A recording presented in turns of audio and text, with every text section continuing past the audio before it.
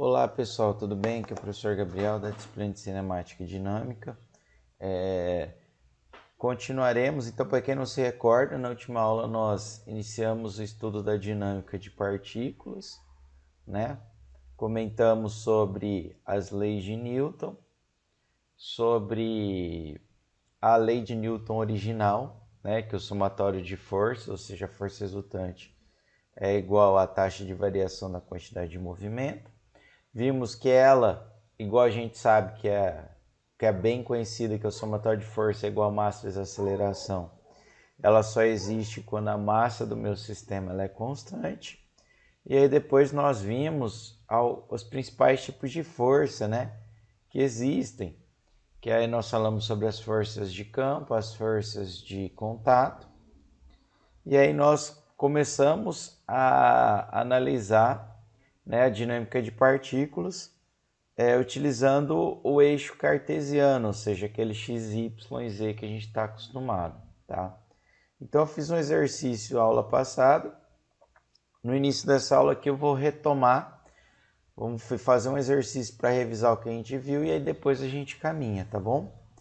Bom, então uma caixa de 50 quilos, como mostrado na figura, abaixo ela repousa sobre uma superfície horizontal, no qual o coeficiente de atrito cinético é 0,3.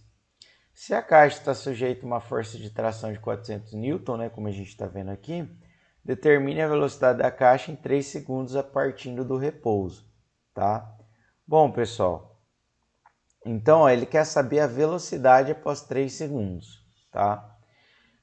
Nesse caso, pessoal, veja que eu tenho uma associação entre a velocidade que vem da cinemática com a dinâmica, que está onde? No balanço de forças, né? Ó. Então, se a gente tem força, nós temos dinâmica, tá? Então, como que a gente vai conseguir relacionar cinemática e dinâmica, tá? Basta a gente lembrar da segunda lei de Newton, tá? Ó. Veja que eu consigo ter uma associação entre as forças e a cinemática por meio de quem? Da aceleração, tá? Então, nesse exercício aqui, a primeira etapa a ser feita é obter a aceleração dessa caixa, tá bom? Bom, para a gente obter a aceleração, a gente vai precisar aplicar o somatório de forças. Para a gente aplicar o somatório de forças, a primeira coisa que a gente tem que fazer é o diagrama de corpo livre, ou DCL, no qual a gente coloca todas as forças contidas aí na caixa. Então, ó, veja que nós temos o peso para baixo, esse aqui é o peso, ó, de 490,5. Como a caixa está apoiada no chão, nós temos a normal, que é para cima, né, perpendicular à superfície de apoio. Como a caixa está indo à direita, né, ela está deslizando para a direita, a força de atrito, né, ela vai estar no sentido contrário da direita, tá? Ou seja, para a esquerda. Dada como? Pelo coeficiente de atrito cinético, né? Porque a caixa está em movimento vezes a normal, tá? E a tração, ela está aqui inclinada a 30 graus. Então, o que a gente faz aqui, pessoal? Aplica o somatório de forças, tá? Em relação ao eixo Y, nós não temos aceleração, né? Ó, em Y. Por quê? Porque a caixa não tem como ela sair do chão. Ela vai se movimentar na horizontal, mas na vertical não. Então esse termo aqui ele é nulo, por isso que eu coloquei aqui o somatório de força em y igual a massa vezes aceleração em y, seja igual a zero, porque a aceleração em y é zero. Aí, pessoal, a gente adota sempre um sentido prioritário, né? Por exemplo, se for para cima positivo, o que a gente tem positivo em y? A normal. E além disso, nós temos o quê? A parcela aqui da tração, ó, que está em y, né? Que seria essa aqui, ó. Que é dado o quê? Pela tração, como é oposto ao ângulo, seno de θ, tá? Seno de 30. Que é o que acontece aqui. Bom, jogamos tudo que nós temos para o outro lado, a gente chega aqui que é normal, dá 290,5, tá? Agora a gente faz a mesma coisa para o x, tá? A gente faz somatório de força em x é igual a massa aceleração em x. Como eu tenho um movimento na horizontal, eu tenho aceleração em x. Então ela está aqui, ó, tá? Além disso, o que nós temos? Se a gente adotar a direita positivo, nós temos a força de atrito contrária, né, ó, que é o que está falando aqui. Só que nós temos a componente da tração, ó, na direção x, positivo, né, tá para a direita. Que é o que? A tração vezes o cosseno do ângulo, ok? Ó. Substituindo, ó, o μ, a normal, que a gente achou lá no somatório de força em y e os demais parâmetros, nós conseguimos isolar a aceleração em x, que dá um total de 5,185 metros por segundo ao quadrado, tá? Uma outra coisa importante da gente analisar é que todos os parâmetros aqui eles são constantes, ou seja, o coeficiente de atrito é constante, a normal é constante, o ângulo é constante. Então essa aqui é uma aceleração constante. E a aceleração constante nós temos no movimento retilíneo uniformemente variado, né? Ou MOVE, né, que a gente viu, tá? Então, ó, lá do MOVE, né, nós temos lá a expressãozinha V igual a V0 mais AXT. Então, daqui a gente consegue obter a velocidade final após 3 segundos. A gente adota que a caixa parte do repouso, o T é 3 segundos e a aceleração é essa. Então, a velocidade da caixa vai ser de 15,6 segundos. Tá bom? Bem tranquilo, né, pessoal? Não tem segredo. Agora, pessoal, nós vamos analisar a segunda lei de Newton para os outros tipos de coordenada. A coordenada normal tangencial, que a gente vai ver na aula dessa semana, e a coordenada polar, que a gente vai ver na aula da semana que vem, tá? A coordenada normal tangencial, pessoal, ela é indicada quando nós temos movimentos circulares, tá? E ela é mais indicada ainda o quê? Quando está ocorrendo o quê? Quando a posição da minha partícula, do meu sistema ali que eu estou analisando, não varia conforme ele gira, tá? Então, aquelas considerações que a gente adotava ali na análise cinemática, a gente vai considerar aqui agora.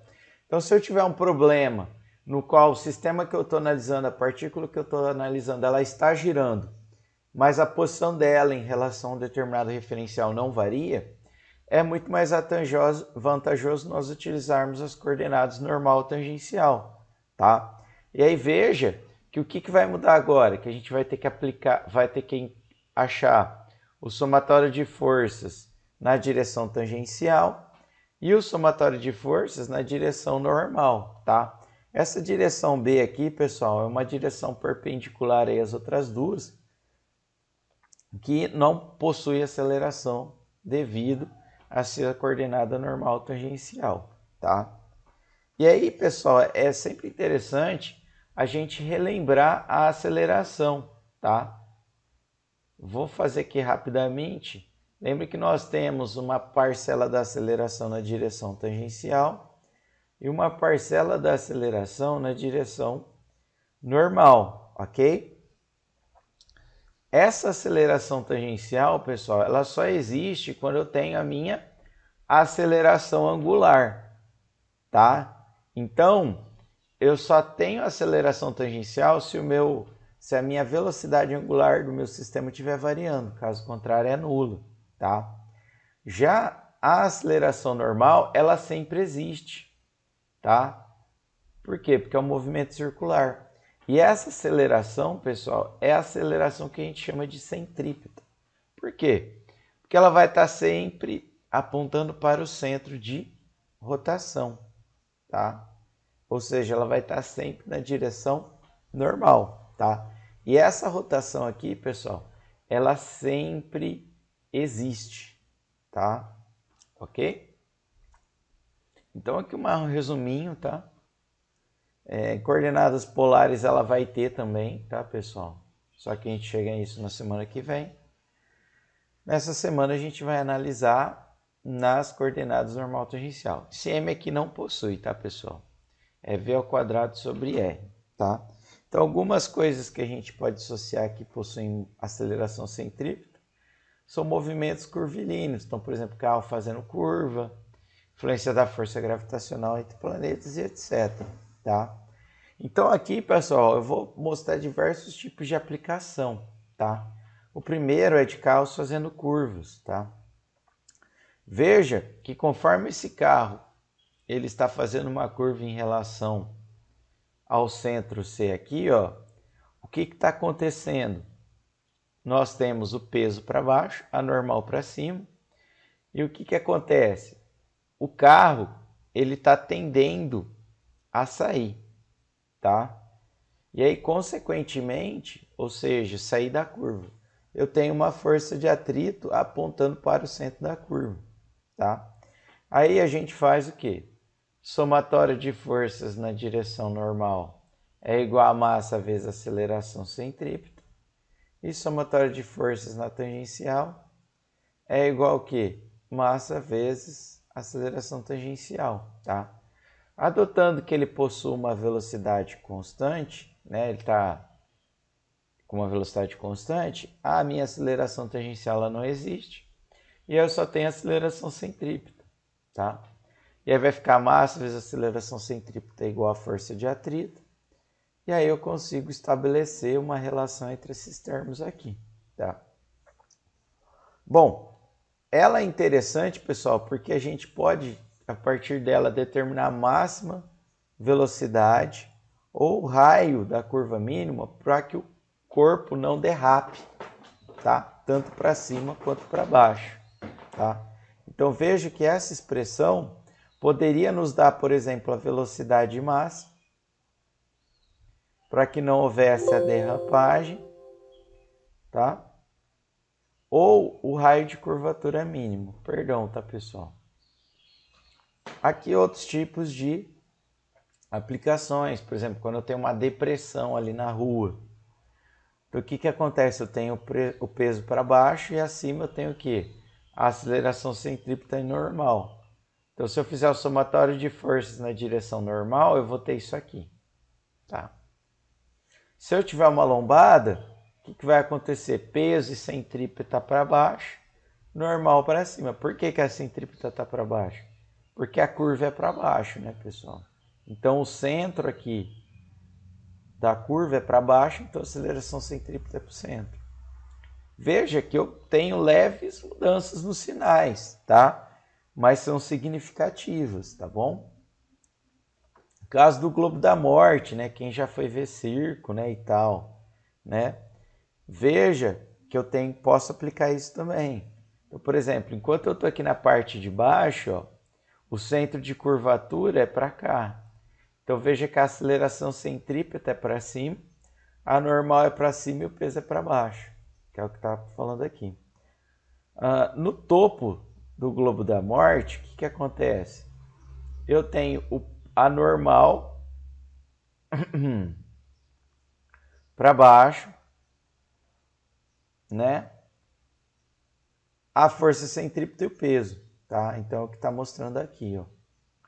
E o que acontece? A velocidade mínima, pessoal, é aquela velocidade no qual, se ele passar a moto aqui, ele vai estar quase caindo.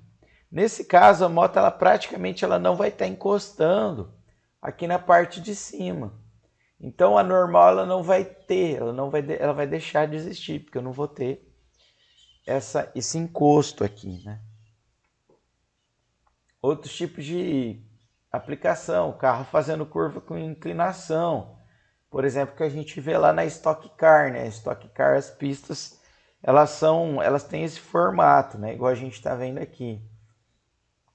Então veja que a normal ela vai ser inclinada, né? Em relação à superfície, em relação ao eixo x e y, tá? E ela é perpendicular à superfície, de onde está apoiada, tá? Por isso que ela está para essa direção. O peso continua sendo para baixo e a massa vezes a aceleração centrípeta é para o centro de rotação, tá?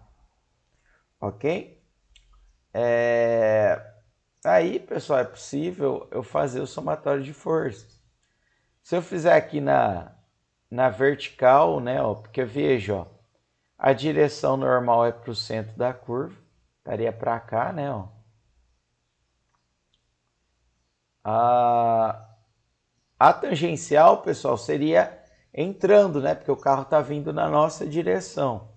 Então, estaria perpendicular aqui a tangencial. E aí o B fica na direção de cima, tá? Aí a gente aplica o somatório de força em P igual a zero, tá? Porque eu não vou ter aceleração na direção B. Aqui eu consigo estabelecer uma relação entre a normal e a força-peso. E se eu aplicar na direção normal, eu consigo estabelecer uma relação entre a velocidade e o ângulo, tá? De tal forma que eu poderia, por exemplo, saber qual que é a velocidade máxima ali para o meu carro não deslizar, por exemplo, tá? Aqui é a mesma coisa, tá, pessoal? Só que com a força de atrito. Vejo que o meu atrito é contrário ao sentido do movimento. Então, por exemplo, o carro está tendo uma leve tendência aí para baixo, né, devido à ação aqui da inclinação. E o que vai acontecer? Eu vou ter uma força de atrito aqui, ó, contrária. Perdão, pessoal. O meu carro ele está tendo uma aceleração, tá? Ou seja, eu estou aumentando a velocidade dele. E aí ele está tendo uma leve tendência, um movimento aí para cima. Então, o que acontece? A força de atrito age no sentido contrário. Então, é possível saber a velocidade máxima sem o carro subir na pista, tá? Aqui é o caso oposto, tá? Seria a velocidade mínima sem descer. Então, como a velocidade está baixa, o carro ele tende a vir para cá, né? Esse aqui seria o sentido do movimento. Consequentemente, a força de atrito, ela vai estar o quê? Para cima, tá? Veja que é algo bem parecido, tá? Beleza? Bom, pessoal, feito isso, vou finalizar aqui a aula e a gente continua com o exercício.